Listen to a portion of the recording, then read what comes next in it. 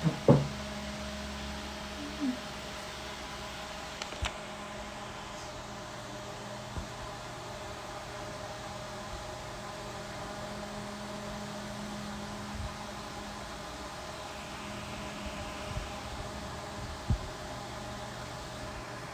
morning, guys. How are you? I'm about to. Both here, so. Perfect. Thank you Okay. so much.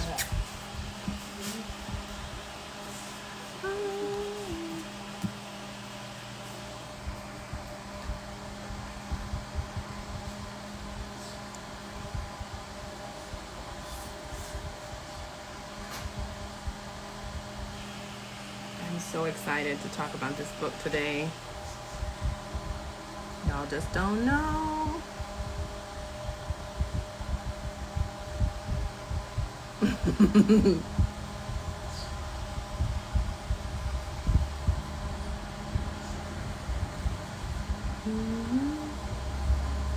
This one.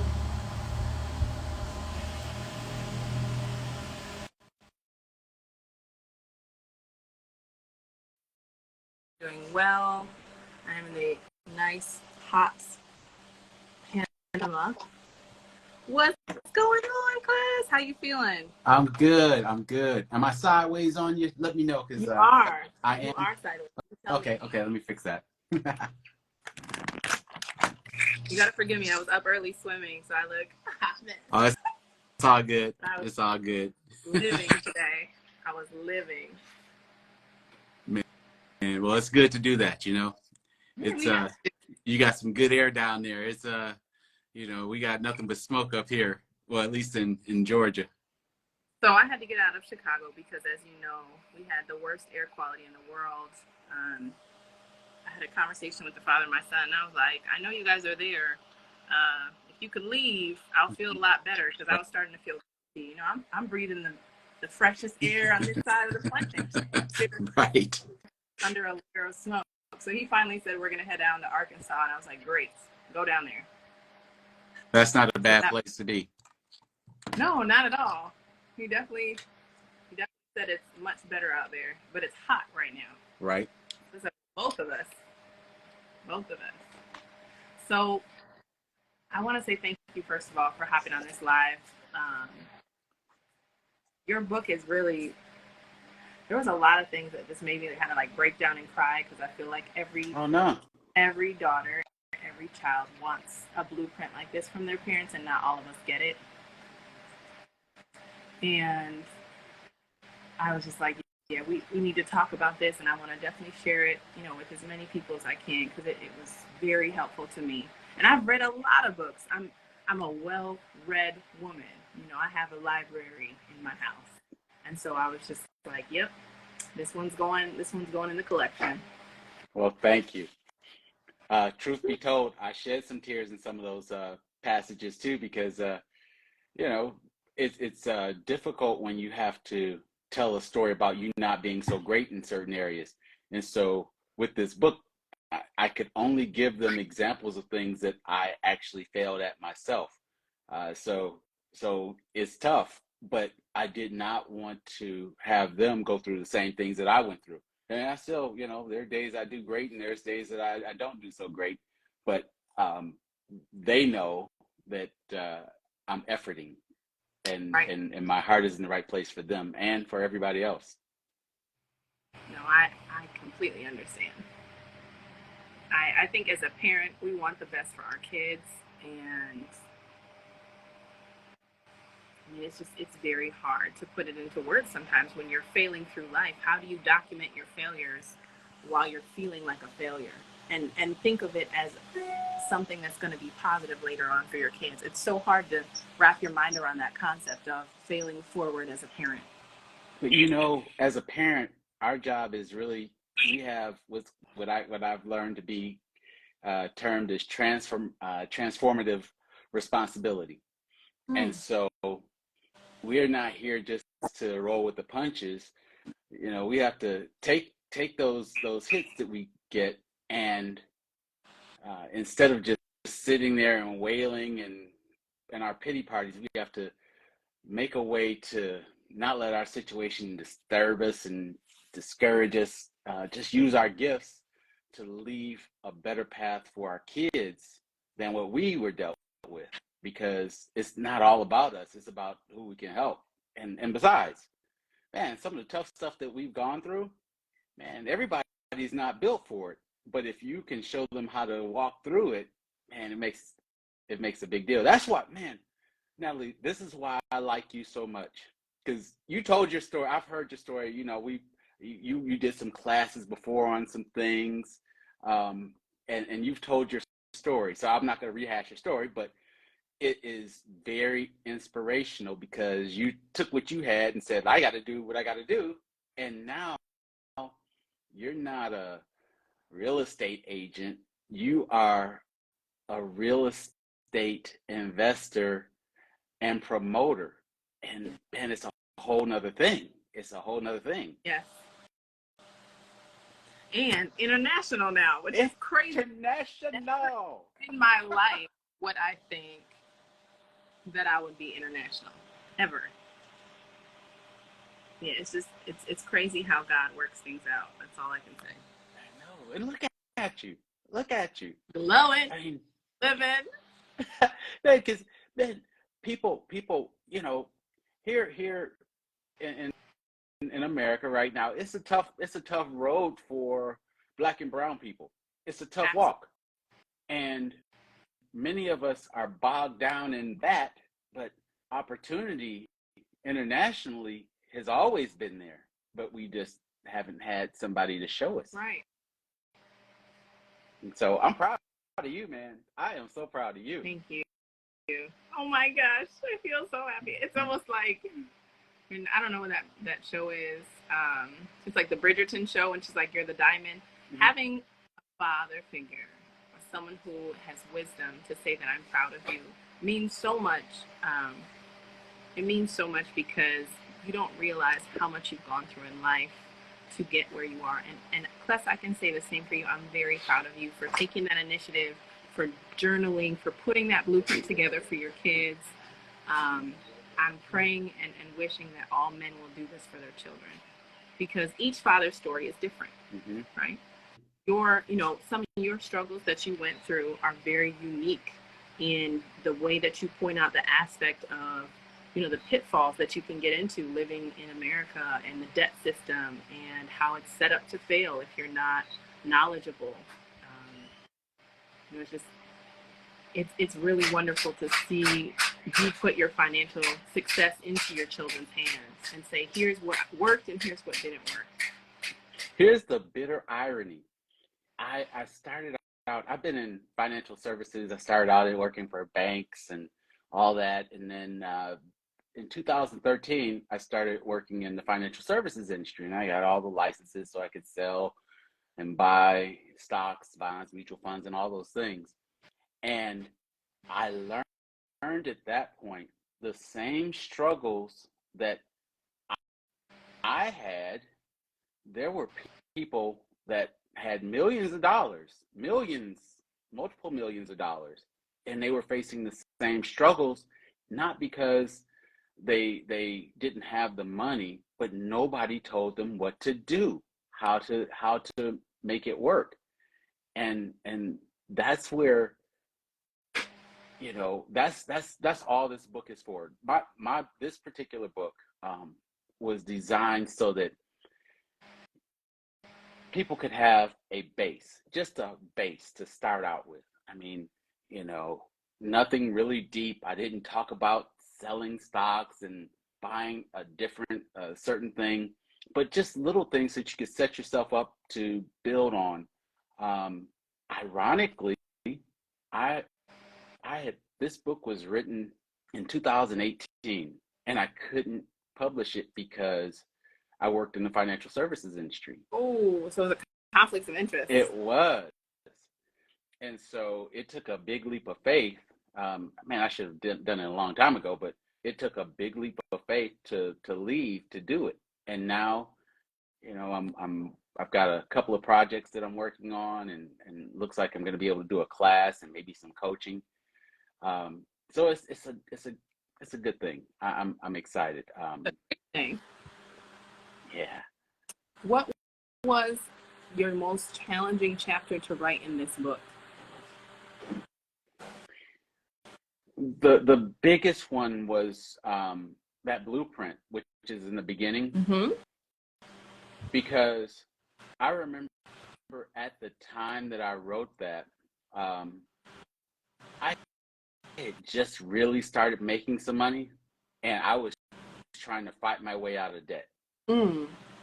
And so, in telling my daughters to make sure that they lived on 80% of their bring home pay or net income, um, it was very important because so I'm Christian. I believe that you should tithe, Right. and so people say, well, yeah, you can't trust the preacher, you can't trust the deacon, you can't that blah blah blah blah. That may be true, but that, that's for God to work out. God asked us to tithe, so that's what I believe. Now, the rest of that 20%, you got to build an emergency fund, and I didn't have one. I didn't have one. Imagine if you're single, you should have a minimum of 6 months of living expenses, right? Right. And just cash, liquid that you can get to in case of an emergency. And if you're married, maybe 3 months. But that's hard for people to do. Extremely hard. But you have to have a plan, and you have to have a purpose for what you're doing. And and that's why when I said it was hard, because I was writing what I was efforting to do, and putting it into action while you're writing it, man, it was frustrating. And there's things that you, you for your children, you have to do certain things and model it, because if you don't, it's phony, it's fake. And that's when you're not authentic, it's nobody likes that. No. The thing that is really interesting is I like how you give the tidbits on when you're working with your partner, that you say your spouse will not want to do this budget with you if they're spending money in places they're not supposed to. And So yeah. Yeah. this was a key to me, where I was like, wow. I was in a relationship, and I was very big on budgeting, and I was very big on saving and investing. And my partner at the time that I was interested in and that I was spending some time with was not on the same page with me. He would use a lot of his funds for like going out or buying clothes. And it was a psychological thing where he said, well, I grew up poor. And for me, clothes is a symbol of wealth. It's a symbol of having your life together. It's a symbol of being able to stunt. And for me, that wasn't important. I didn't care. I grew up in a home where both of my parents were business owners, and they were financially stable all through their 30s. And that's a conversation for another day on how that ended up, because obviously they did not keep that wealth. There was a wealth transfer, lack of knowledge for tax purposes. But seeing them work together kind of set the tone for what my expectations were in a relationship. So when I read that line in your book, I was just like, you're going to see the signs if your partner is not interested in building with you. You're going to know. That is so very true. And it's twofold, because there's so many psychological roadblocks, and there's clinical problems that people have, with finances. Some people are compulsive in shopping, and some people have issues where they don't believe in themselves, and they have to make something show that they have made it, they have been successful, and that's real. And then, as a couple, you got to address it, but you have to address it in love, Right. because if you attack someone, they're going to shut down. So we all know what happens when somebody shuts down. It's a wrap. But then at the same time, you know, there are some people that they use an ATM machine to pull cash out because we all love our debit cards now, right? Right. And so they don't want to use their debit card because it'll show where they were at, Right. or what they were, their activity. And so Yeah. it's something that is a real challenge. I'm working on the project I'm working on right now is for people that are approaching retirement age. And so some people have it together and some people are like, oh my God, I'm not going to be able to make it. To make it. And when you're talking about couples, you got to get through that. And quite honestly, I'm a firm believer in going to get some counseling, because if you don't get some professional help to walk you through that, it can cause more harm than good. But you can always start by having a conversation and see where it goes. But it's hard, like the example you gave, you and your ex-partner. Man, somebody just doesn't want to do it, they're not going to do it.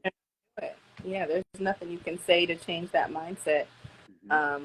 which is why mindsets and having that blueprint to help you structure your mindset is critical. A lot of people don't have that blueprint. A lot of people don't have the fatherly guidance that they need to put that plan in place so that they can be structured. I'm very, very fortunate that I had my father in my life, that I was able to see him run his businesses, that I had unlimited amounts of love and affection and was just spoiled rotten.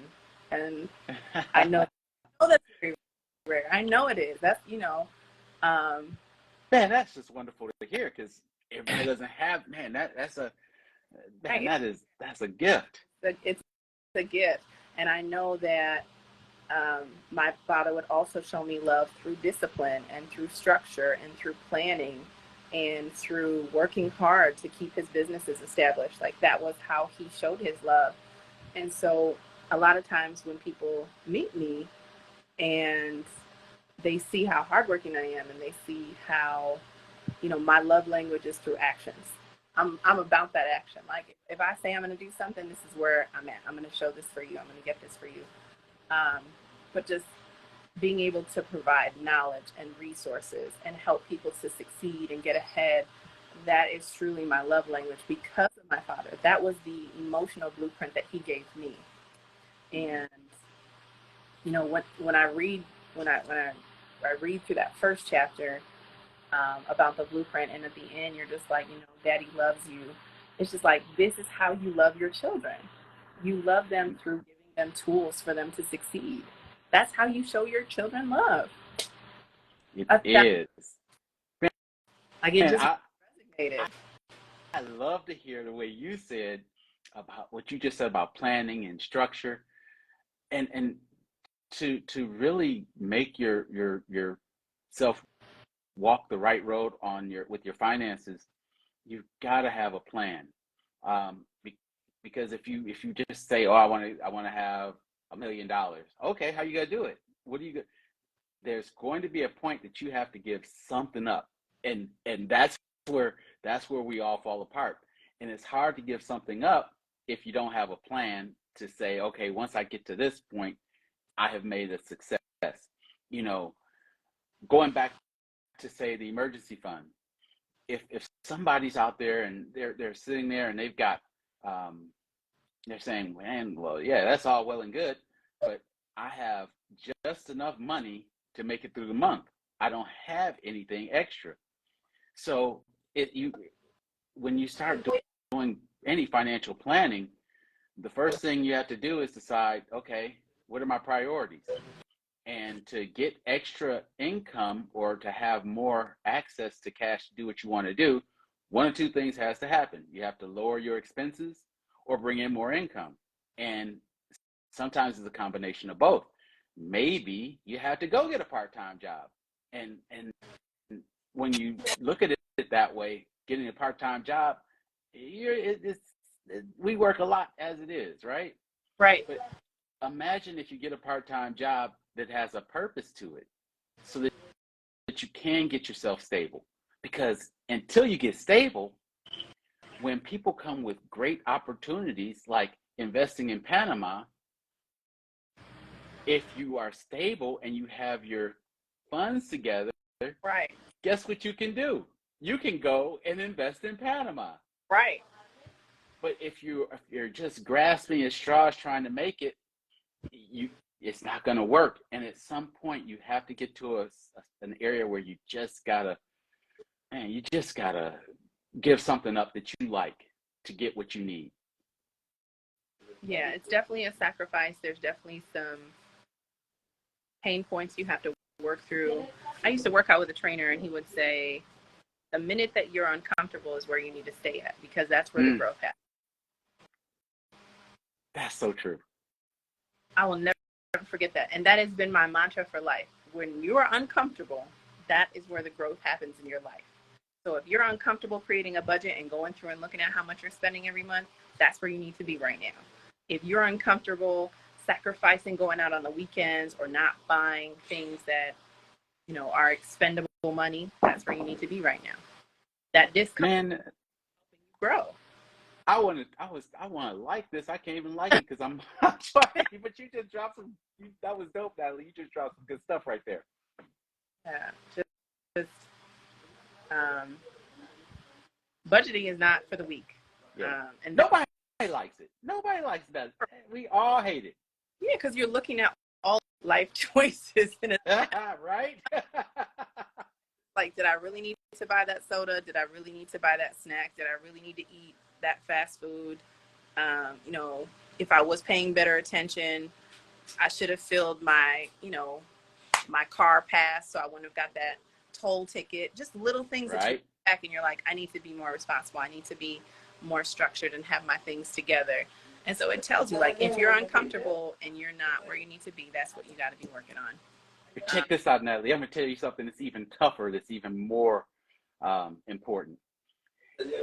If you really, really, really want to know what you're spending, get all of your bank account statements, even if it's online, get your credit card statements, and write out everything that you spent for 90 days. Damn. It sucks. It sucks. But you can't hide from yourself. You already know where all the bodies are, but seeing it on paper, it's what you need. And I did that once, and it was so irritating and painful that I promised myself I'd never do it again. But it shook me, and it showed me how to get myself. It showed me where I could find money. It showed me where you gotta rip that Band-Aid off sometimes and let it air out, and that's what it did. No, 1,000%. Somebody said yesterday, there was something I was reading. It was like, the first thing Black people do when we get a job, we bring out the calculator. That's right. And I was like, oh my God, I do that. As soon as I have a job, I grab a calculator and be like, how much am I gonna get? Yep. So that's true. So when I was reading, I think it was still in the first chapter, but you were talking about stop calculating your gross pay and calculate your net. A lot of people have a misconception. You're making all this money, but you're not looking at the nitty gritty of, okay, that goes to insurance. This goes to, the government. You have to look at the bigger picture. You can't say like, okay, I'm rich because I have this money. No, put your money to work. You were saying, don't let your housing expenses exceed the 28% of your gross income, and your debt shouldn't exceed 20%. And that number is going to get smaller and smaller as inflation continues with our children, right? Right. Percent feels like, I was like, dang, 20% is a lot, because I've really been living even under that. Consumer debt, I don't shop on Amazon for stuff that I don't need. I don't go out to Target on a random day emotionally spending. I know my vices. I stay home. Right. And anytime I feel like going out, I just look back at my budget and I say, okay, if I spend this money, I will not be able to buy this ticket. I will not be able to travel. I won't be able to impact people's lives. Like, what is the greater purpose of what I'm doing? I have to stay focused. you know, and you, I don't want anybody to think that I'm the one that says don't go have some fun. You Oh, got to go have some fun. Go have some fun. Have a ball.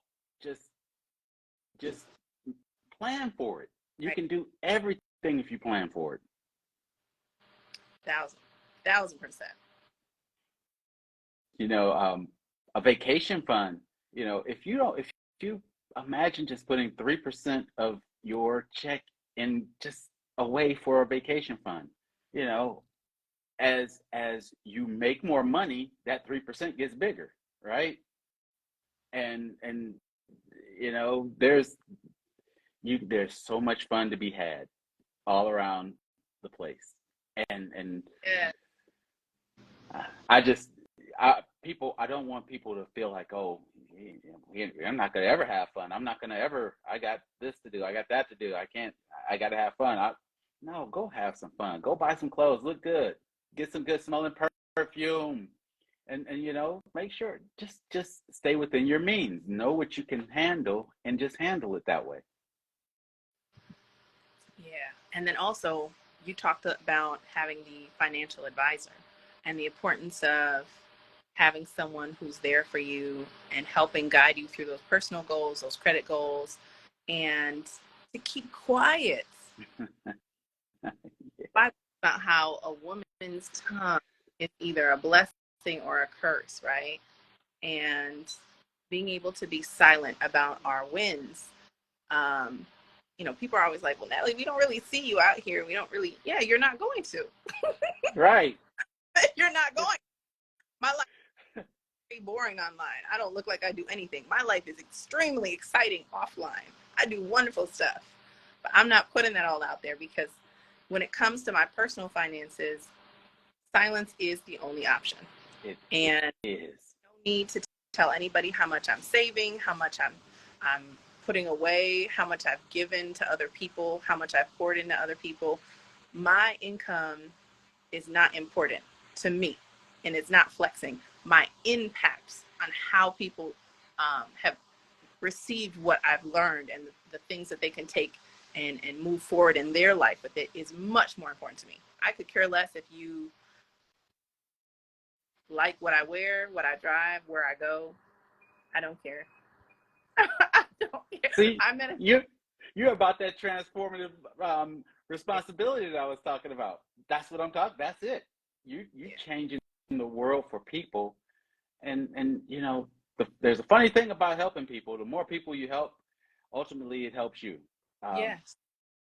so man, Natalie, you make me so happy. You get me excited about that kind of thing because the more the more you tell people about what you have saved and what you have, the more people will find a way to help you spend it.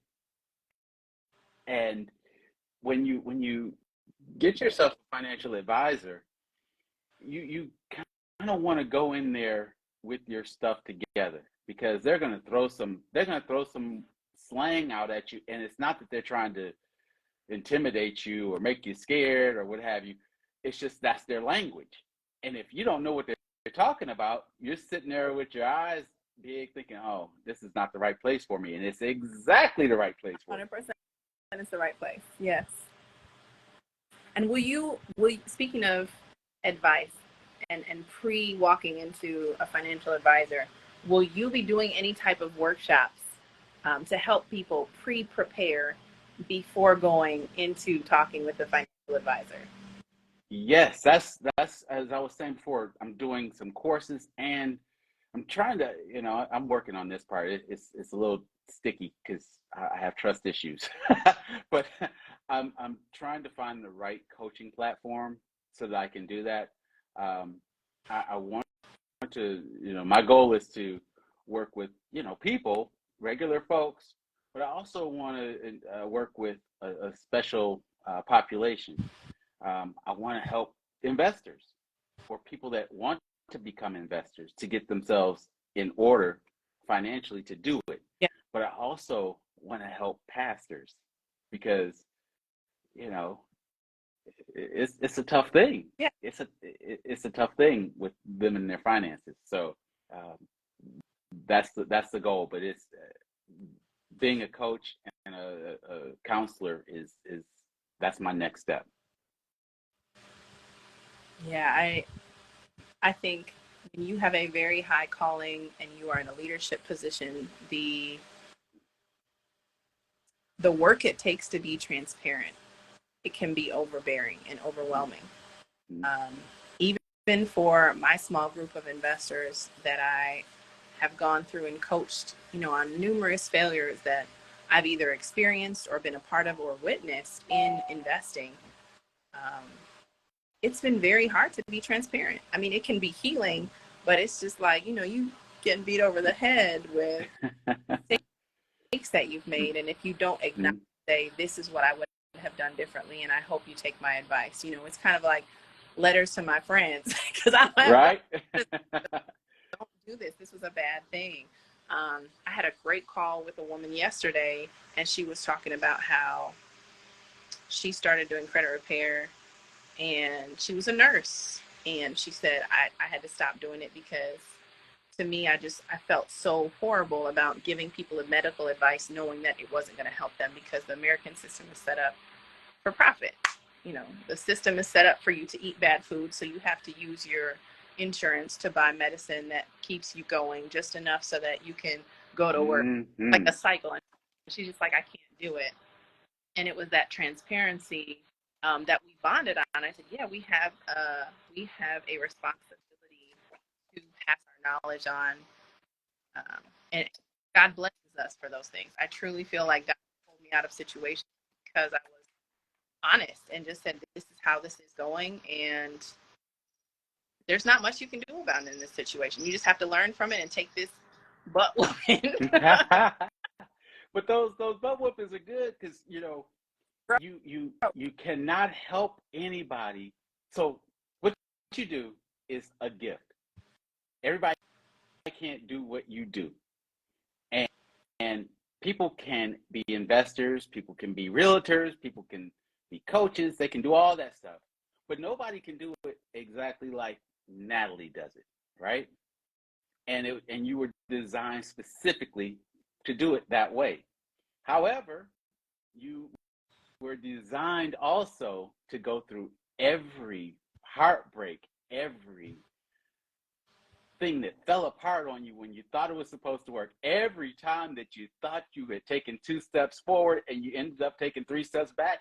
That was all part of the process, because it gave you empathy. Now you can empathize with somebody who's trying to make it. And I know we've never talked about this, but I know for a fact you can't stand people that give excuses without trying. I would bet $1 to every donut in Dunkin' Donuts that that's a fact. It's irritating. I try to be compassionate to understand where people are coming from, but I mean, I've had to pull myself out of some dark situations, and it's like there was no excuse. There is only forward. There is no backwards. There is no sitting still. It's only movement. And when you're not moving forward is when the problems start. You have to keep going. You have always. You have to. And people, the pity part, so we all have some moments where it's like, oh my God, I can't, this is just horrible. But, in every bad experience, you will make it through. It's not going to destroy you. It might suck. You might be, your money might be very bad, or you might get ill, or something might happen to you. But if you have a purpose in your life, it's not going to end. You are going to be just fine. You just have to, you will not ever lose unless you quit. And that's something I believe. I mean, so some people that know me, if you follow me on Facebook, I do this thing called Don't Be Weak. Yeah. And it's nothing. I just, it's something that some of it is really good. Some of it is just something that I'm talking to myself, and people may or may not understand. But you gotta motivate yourself, and and because sometimes you are all you got, and if you're talking bad to yourself, you know, what is the rest of the world supposed to do? Cuz I want to ask you a question, Okay. and I know this is a live, so it's like off the cuff, but did you how did where did this come from in you? Did you have a dad who was structured and gave you a blueprint and then you followed his blueprint? Or is this something where you had to push through and overcome on your own and be the example in your family? Man, that's a great question, Natalie. So, um, my father, I really didn't know him. Um, I in his latter years, I did, you know, I was introduced to him, and I got to know him a little bit. Um, my mom remarried, Mm-hmm. and my my I'll call him stepfather because that's the technical definition, but that Sure. was my dude. That was my dude. He was great, great. He was a saver. And then I had my uncle Josh, and man, he was a giant of a man, or he is a giant of a man. Um, he that they were my examples of how to be a man, and sometimes I you know, those shoes are huge, and I'm efforting, but they, you know, considering their era, that's not something they really talked about. They didn't know anything about, you know, going to a financial planner, and they knew to save money. They didn't they weren't big on talking about investments. Um, and the reason for the book, as I got older, sometimes you'll hear people say, "Man, if I had known about X, I would never have done Y. I wish I had known." So me and my friends, you know, we were starting to work. We were like, "Man, if somebody had told me to put more money in my 401k, I would have done it. I didn't know, and I didn't even put enough in to match what they were giving me. The company was giving me stuff like that nobody told me." Man. And so that's why I wrote this, because I didn't want my daughters to say, "Man, nobody told me." Right. And that's what it's for, just to tell people, because it's hard. I mean, and there are lots of great lessons that I was taught by my father and my uncle, but there are things that they didn't know, because they didn't, you know, and they did very well for themselves, but that investing part, that wasn't part of it. They had pensions. They had pensions. And so, yeah, those aren't around anymore. No, very few places have pensions for sure. Hmm. So it was you that took that initiative, kind of like Rich Dad Poor Dad, like Robert Kiyosaki.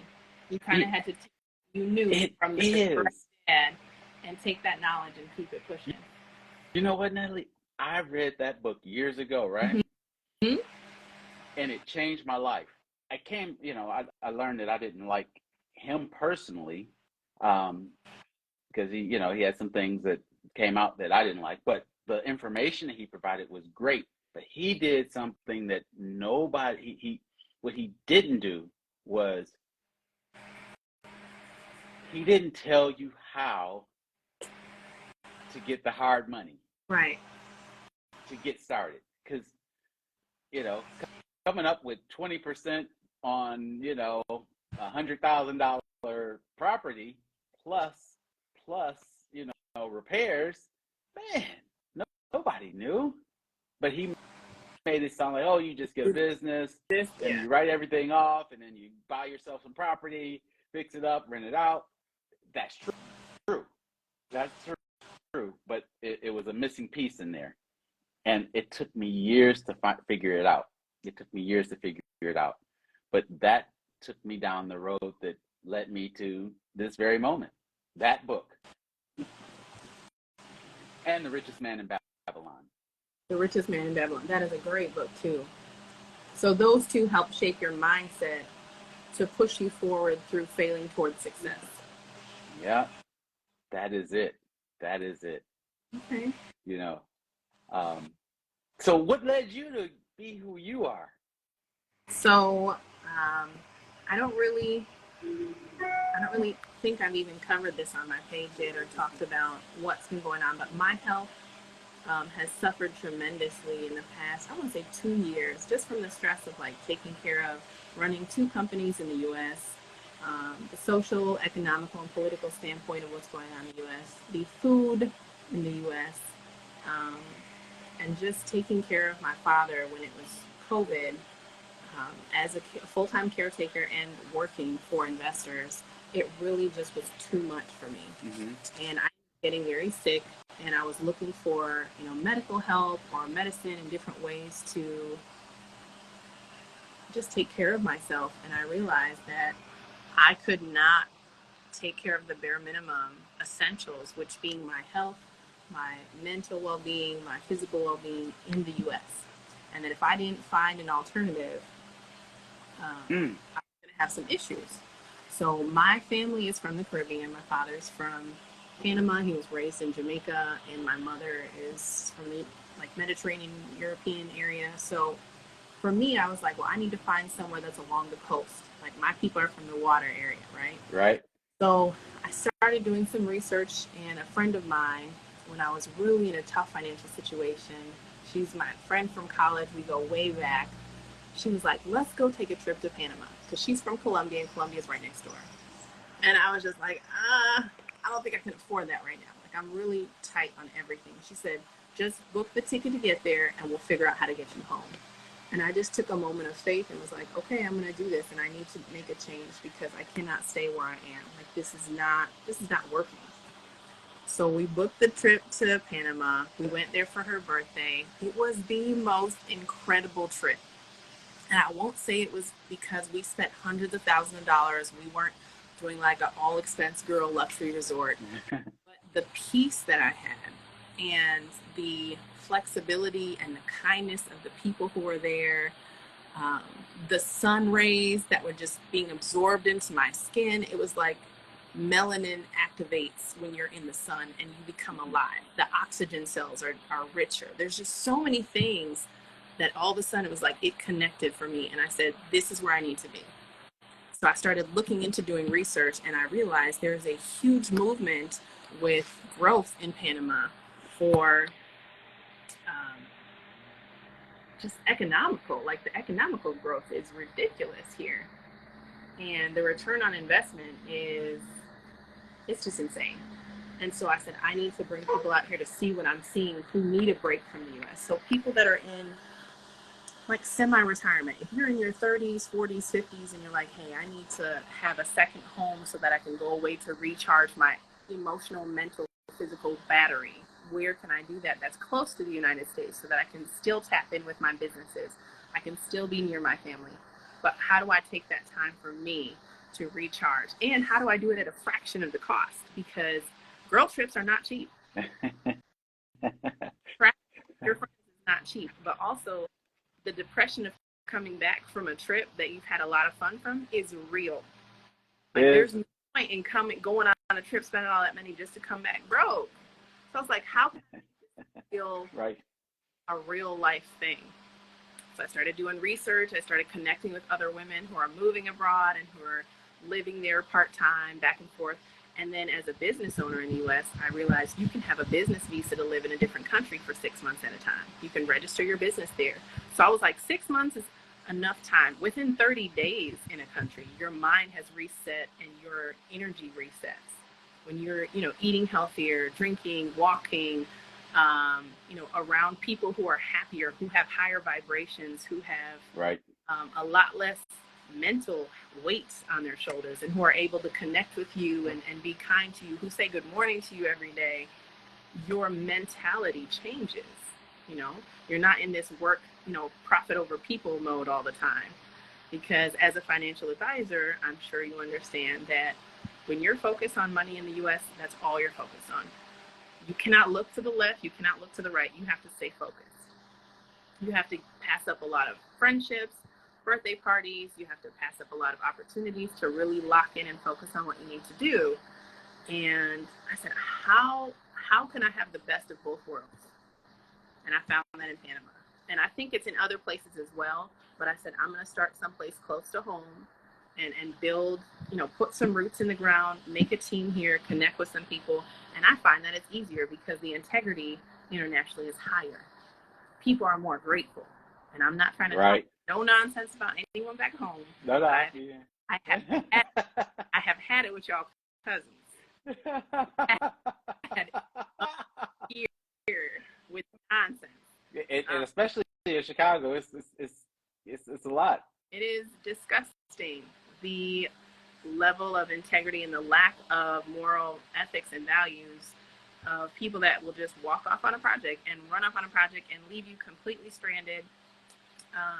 As someone who comes from a hardworking family who wants to do the right thing and being constantly put in a bad situation by other people's choices, it will kill you. The stress of people's lack of integrity will kill you if you have a high level of integrity.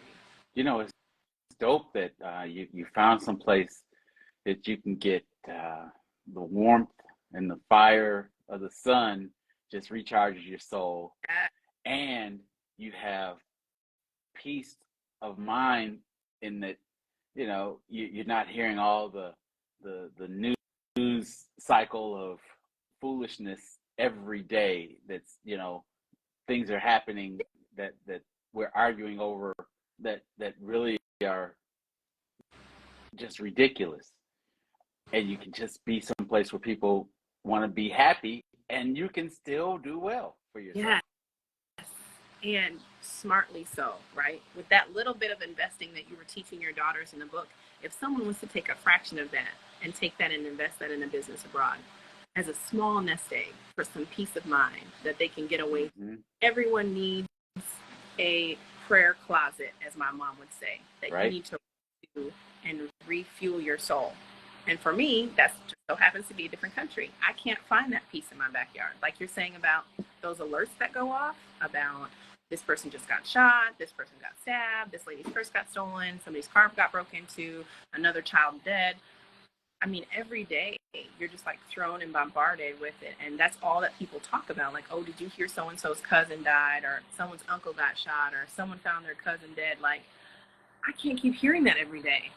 I can't. Right. It's not physically possible for my mind. My brain was getting rewired. And I truly feel like that's why people are depressed. Right. It's from your brain being rewired to constantly hear these negative thoughts, hear these negative outcomes. And not normal. It's not normal to live like that. You have to step away and refocus for your own health. You cannot die. You cannot just be living to die or dying to live. Right. Right. You gotta just set a little goal. It doesn't have to be anything big or crazy. Just something that can get you motivated to live life. And care about somebody else, How can you pour into someone else's cup if you're empty? You can't. When you fly on a plane, when we sit on the plane, once you get crammed into that thing, and we half listen to what the stewardess is saying, they always tell you, in the case of a loss of cabin pressure, which preferably will never happen, the oxygen mask will fall down, and they tell you, put your mask on first and then help someone else. And sometimes we get so overwhelmed with what we're trying to do for everybody else. We're walking around and we don't have enough oxygen because we're trying to take care of providing oxygen for everybody else but ourselves. And it can be devastating to you health-wise. Yes. There's so many hours. We have 24 hours in one day. No more, no less. It doesn't matter how old you are, you got 24 hours. It doesn't matter if you're wealthy, if you're poor. It doesn't matter if you're skinny, or if you're chunky. It doesn't matter. You got 24 hours. And in that 24 hours, you got to rest. And you have to eat. And then take care of yourself. and I think goals help, and what you were just describing is huge. I mean, it took me a long. I would be the biggest hypocrite to sit here and say, "Oh yeah, got to have goals, and it's the best thing for you." I am that. That's a struggle for me. Goals are a struggle for me. I know they're important, but I have to make myself set them because I'm Yeah. like, I imagine imagine a 8 lane highway. You know, people doing 70 miles an hour going in the, whichever direction. And imagine a squirrel trying to cross that. Every time a car goes by, it looks around. I'm that squirrel. And so I have to force myself to set goals. And not just the big goal, but I have to have small goals along the way. And even more importantly, I'm one of those dudes that I'll do something and, and instead of taking a moment to celebrate what I just did, I'm like, oh, well, yeah, it was okay, but I still got to do this. Right. And I I have so many good friends that are telling, they sit down and tell me, Clef, stop it, stop it. I finished this, published this book, and everybody's like, Clef, you did a great job, da da da, I love book, da. And I was so busy thinking about I got to do this thing for people in their retirement, and I got to do coaching, and I was there, and it's important to set goals Yeah. and realize that you've done something good.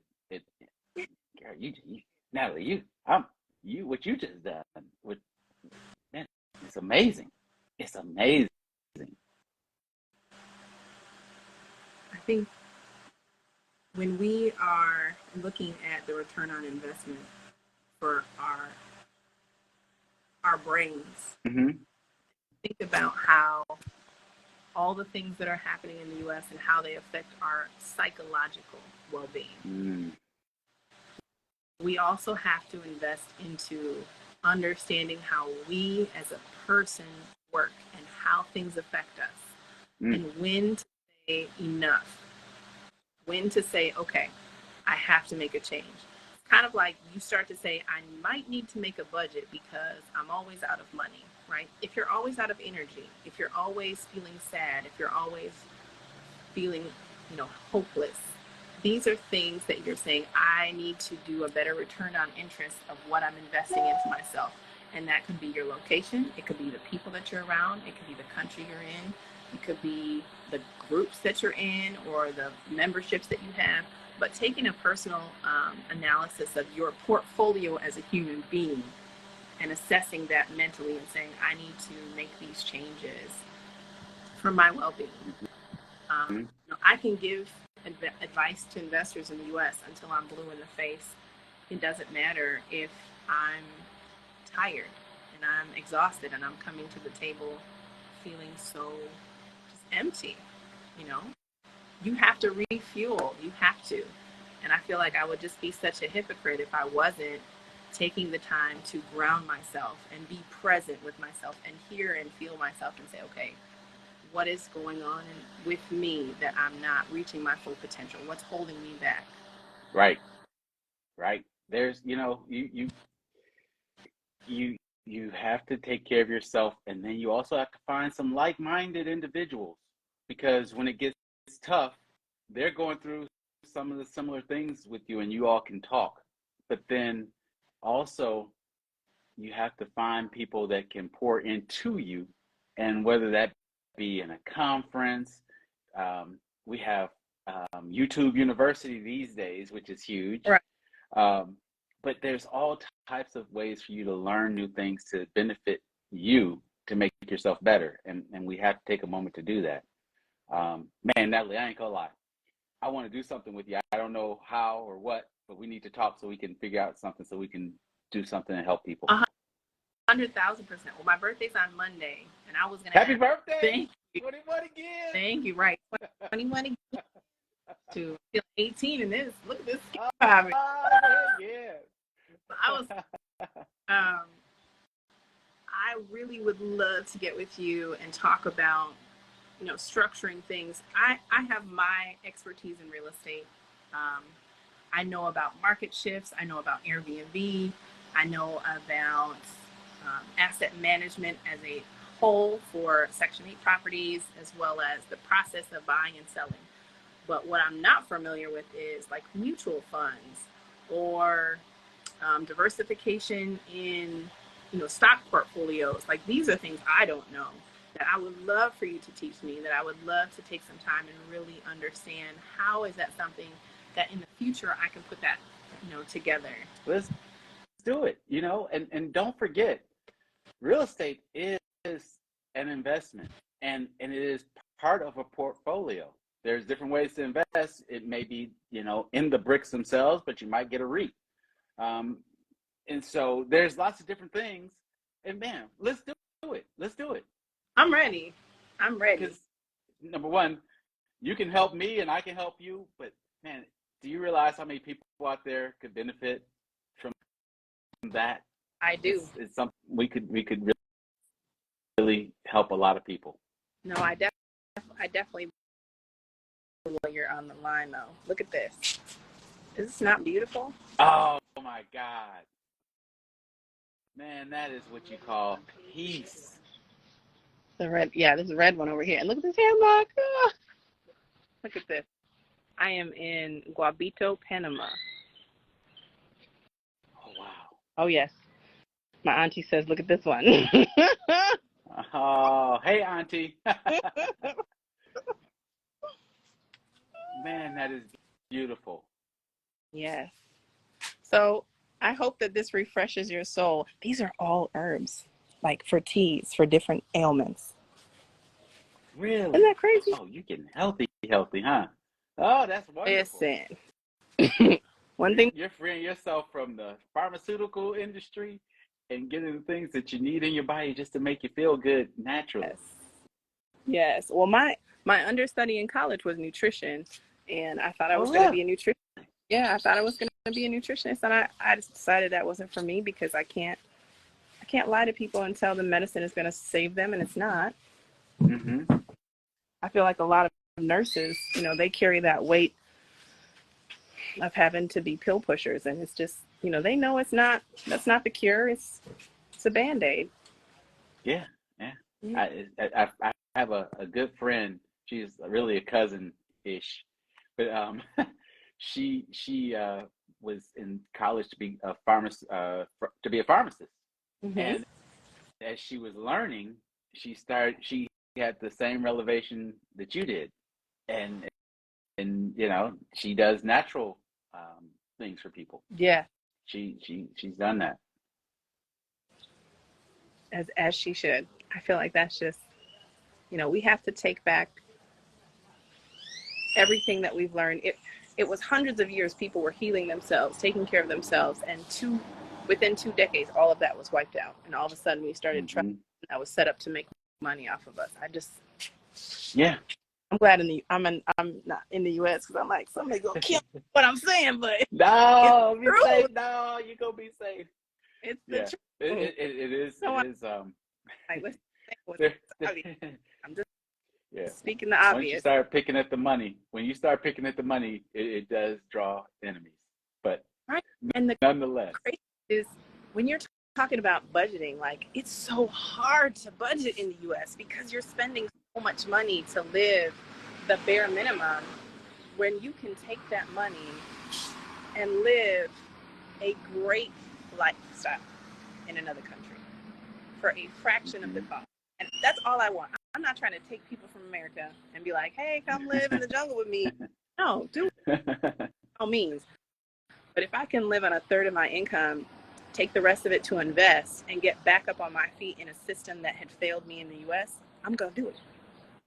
I'm going to do it. I'm not going to stay in a situation that continues to decline.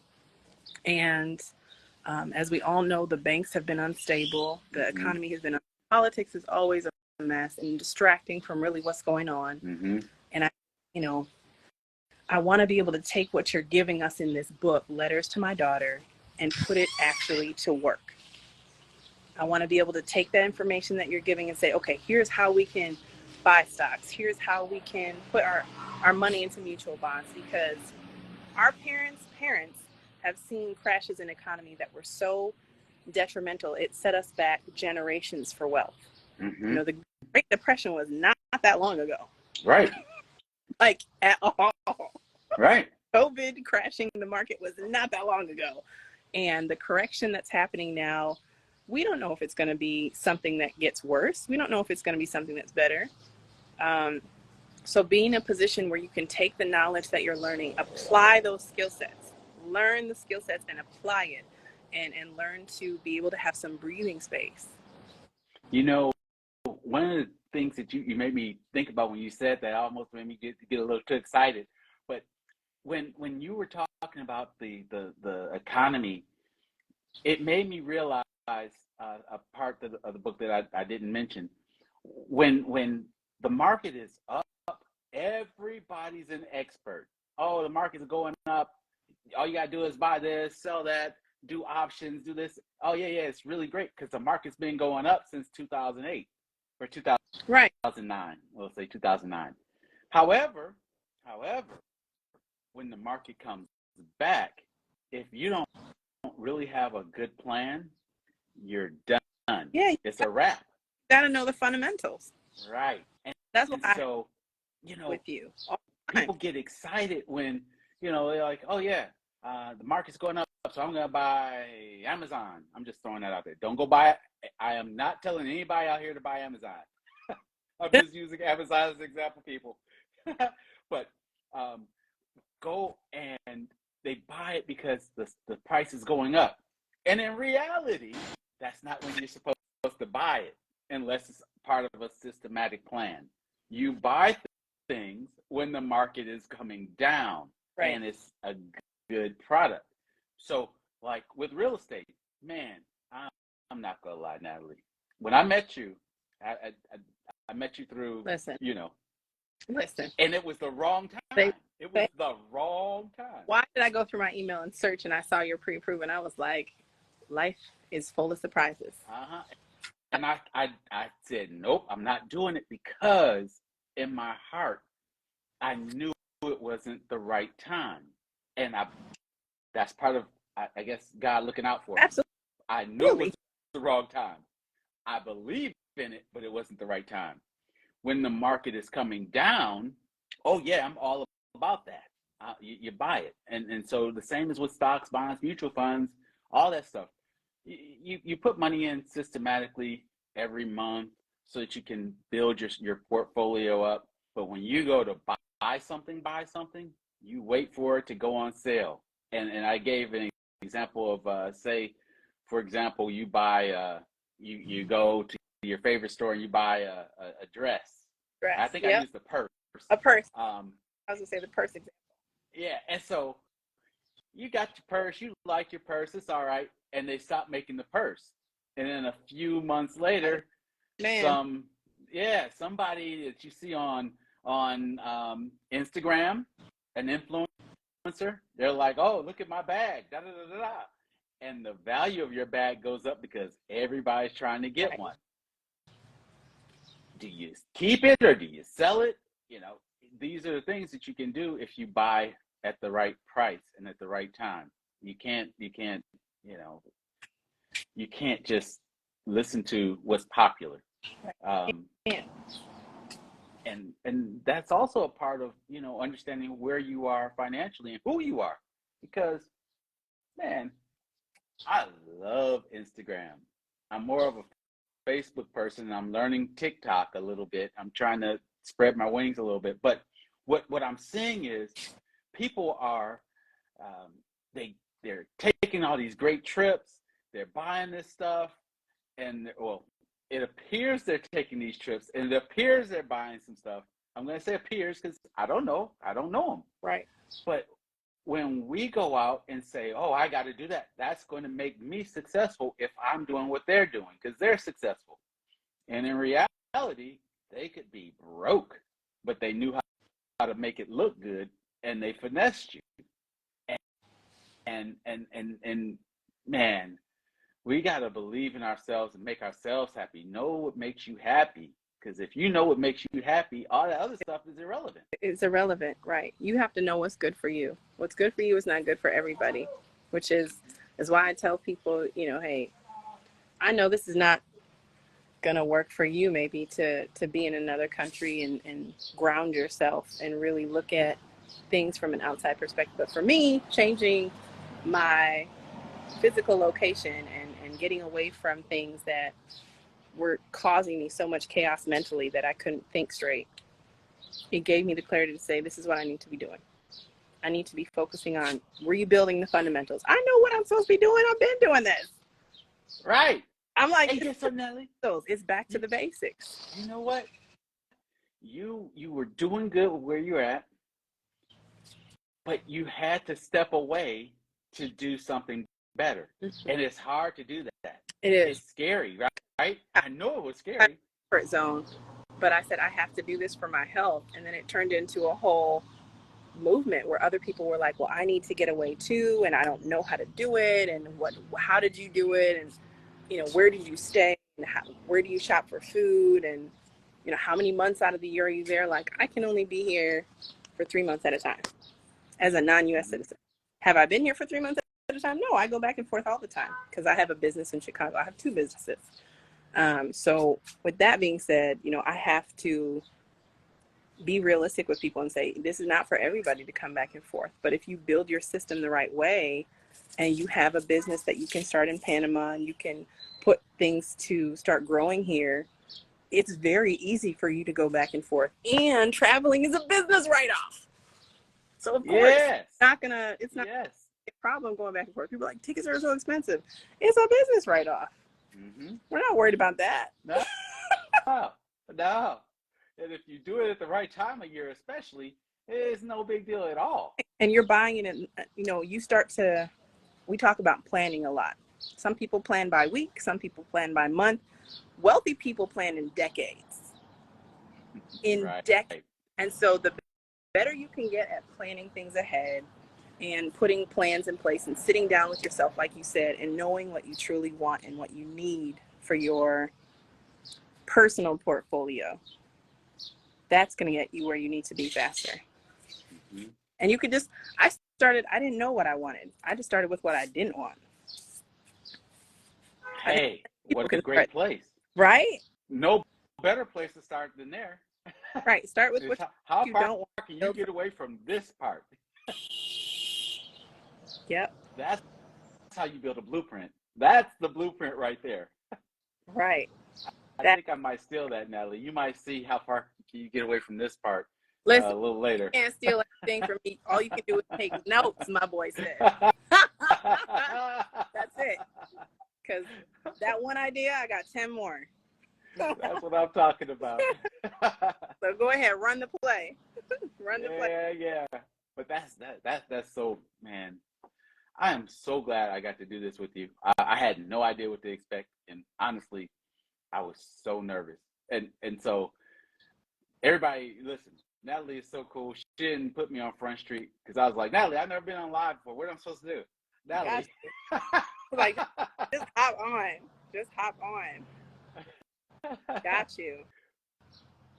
And you. No, I'm looking forward. I'm looking forward to seeing all the growth this year. I'm looking forward to seeing many people taking that initiative to build outside their comfort zone. There's so much wealth. There's so much wealth distribution happening, and at a fraction of the cost. If we knew that one weekend partying with our friends and getting, a table in the club could actually start a business overseas that pays you residually and gives you peace of mind to get away to, we would act a lot differently. Right. We would act so different. And so I hope to point people in that direction and paint the picture of really, this is how little it costs to actually go and achieve this. Like, there is no fluff. This is just the bare basics of, if you're willing to put yourself in a small discomfort for a short time, you can achieve so much. I encourage all you all out here listening, man, it's something that you love doing. Do it, build it. Don't be afraid. Build this it. Is from, I think, TD Jakes. Don't be afraid of the day of small beginnings. Don't be afraid. Start small and just keep doing it, and build what you have to build, because once you start building something, it will give you flexibility. And if you get some flexibility, then you can be neighbors in Panama. You might even, if you do it the right way, you might be on the water in Panama. Beachfront. And you see, it's nothing that's too big if you willing to dream and work at it. So I just encourage you all. And Natalie is a terrific person, and you guys, you all know her more than I know her, because well, you know her and don't know me, but she is great. You got to believe in her, because her heart is in the right place. Everybody's heart is in the right place, but you got a real one right there. Cuz, thank you so much. And for people that are tapping in and listening in right now, I want you to drop where they can get your book so that they can also follow that fundamental blueprint shifting market. Where do they find that? I'm going to put it in the comments right now, but it's I want you to go to my website. It's www.thefinancery.com, and that's where that's my publishing company that I just started. Oh my gosh, you have a publishing company, so I can yeah, my book with you. You sure can. I love it. And so I just added it in there, but I think it's really important. The book is also Barnes and Noble online, Amazon, and some other places online. If you Google my name, you'll see it pops up. You'll see some my big old ugly face in there. And you'll see all the stuff. Here we go. But if you go to the Financery.com, if you can put a note in there for me to sign it or address it to somebody, I will. And the classes are going to be led through there as well. So that's the spot. That is the best spot. I know we talked a little bit about the Black and brown problems in America, but there's also a lot of, I would say, for my European counterparts, there's a lot of just debauchery in the US that doesn't even allow space for healing or for understanding. It's just almost like it's a natural pit against one another. And I will say this, I do not feel that here at all. I know you don't. I do not feel that here at all. Do I feel classism? Do people treat me better because I have the American dollar? Absolutely. I get treated very, very well here. And do I see other people not get treated so well because they don't have the American dollar? Absolutely. But it's a huge divide between the haves and the have-not. But if I could take one less problem of dealing with the racial tension and the stigmatized nonsense of the U.S., I will take that. I will take that. Any day I will take that. I have no firm proof of this, but I will argue anybody till my very last breath.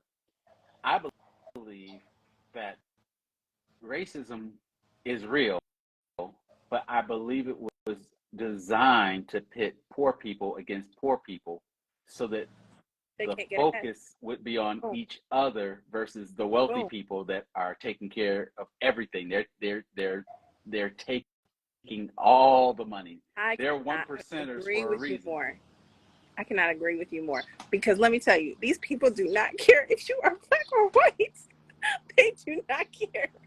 They don't care if you are black, white, purple, green. If you got the money, honey, we can do business. Right. Let's work. Let's get the money. Walk into any bank. Right. You can walk into any bank and get funded if you have the money. You can do whatever you want to do if you have the money. It's an economical war. And I learned that from Robert Smith and his wife, the billionaire. I had the opportunity to meet them when I was in Chicago. Really? And Robert is just like, it's an economical war. I said, absolutely it is.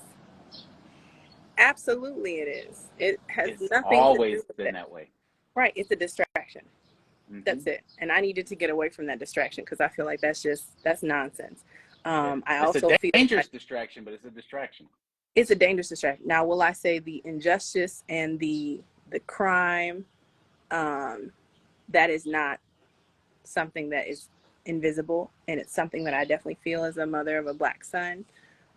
Yes, I absolutely worry about that. And I think that is also for any mother who's, listening into this, any parent who wants better for their children.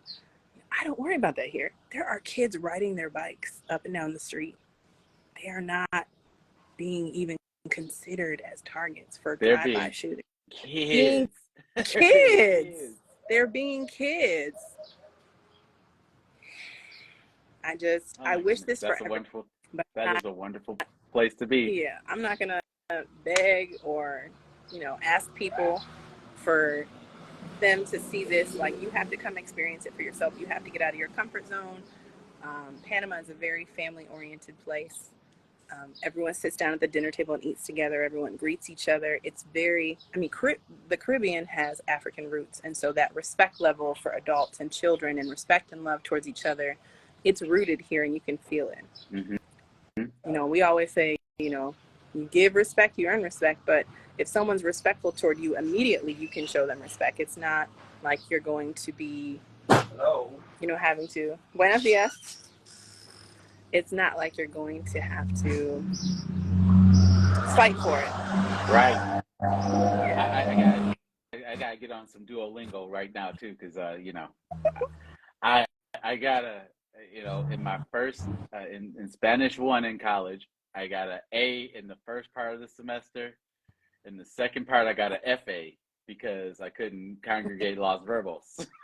So I gotta work on some things. Well, that's normal. That's normal. I will say the best way to learn is to immerse yourself.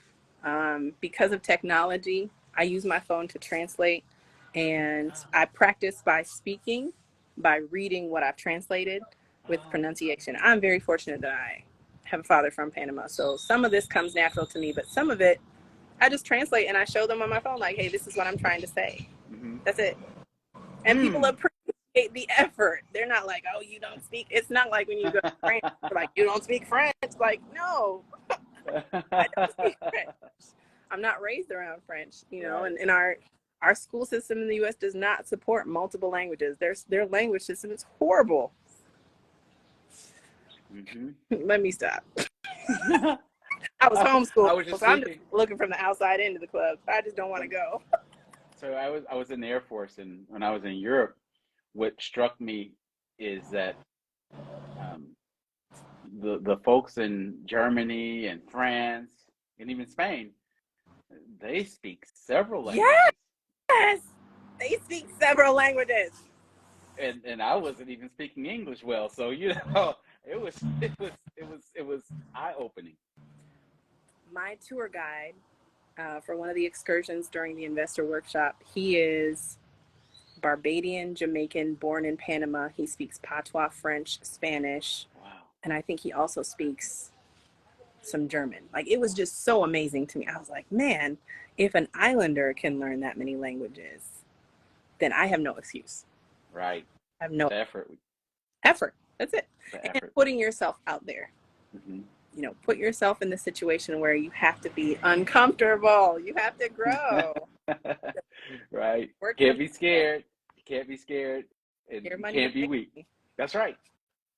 But having a blueprint fundamentals will help. So, with that being said, I will just say, if you are on this live and you have not checked out Klesisbrook, Letters to My Daughters, Cleston Roberts, look him up. He put his website in the chat as well. Tons of knowledge in there. Tons of information to get you financially stable so that you can make moves and so that you can start to build a strong portfolio so that you can have that legacy built out for your children. Someone has to do it. Yep. And either your future children are either going to starve or they're going to thrive based on the decisions that you're making today. So please get his book. Please work on the skill sets. Do some research. If you don't have any questions, reach out to him on Instagram. He's very personable. He will communicate with you ways that he can help you. How many years in the industry, Kles? Oh gosh, over 30 in financial. Yeah, 30 years in the financial industry. You guys are getting an expert at your fingertips. And the book is an easy read. It was super fast. I read it in one day. Easy. It's an easy read, and so it's actual letters that I really wrote to my daughters I sent it to a editor so that it'd be publishable. But the letters are it's literally letters to my daughters that I actually wrote. So it's easy read, and man, stay tuned. Stay tuned. Natalie and I are gonna do some great things together for We everybody. definitely will. This will not be the end of this. Clez, let me know if you're busy on Sunday or Monday. We'll definitely do a recap. I have so many Okay. things that I want to discuss with you to grow and expand my knowledge on my portfolio.